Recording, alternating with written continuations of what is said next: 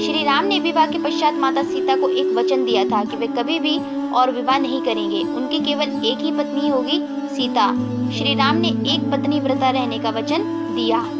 श्री राम ने मानव होते हुए प्रत्येक मर्यादा का पालन किया, इसलिए उन्हें मर्यादा पुरुषोत्तम भी कहते हैं। राजा जनक ने अतिथियों और बारातियों का खूब सेवा सत्कार किया।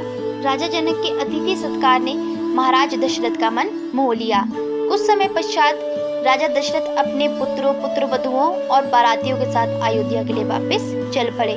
अयोध्या पहुंचने पर बारात का बहुत जोर शोर से स्वागत किया गया। घरों से फूलों की वर्षा की गई तथा स्त्रियों द्वारा मंगल गीत गाए गए।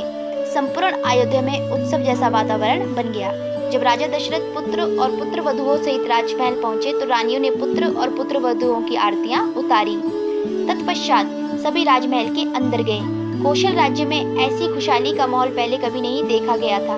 पूरे राज्य में हर्षोल्लास का वातावरण नजर आ रहा था। श्री राम व लक्ष्मण के वापस आने के बाद से अयोध्या नगरी में सुख व शांति का माहौल था।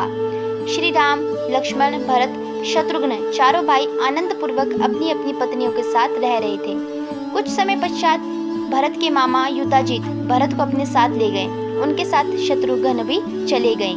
ननिहाल में भरत और शत्रुघ्न को प्रेम पूर्वक रखा गया। वे जब जब लौटने की बात करते तो उनके नाना उन्हें रोक लेते। उधर अयोध्या में राम अपने पिता के साथ राजकाज में मन लगाकर कार्य करने लगे। वे जनता के हितों को ध्यान में रखकर ही योजनाएं बनाते और उन्हें पूर्ण करते थे।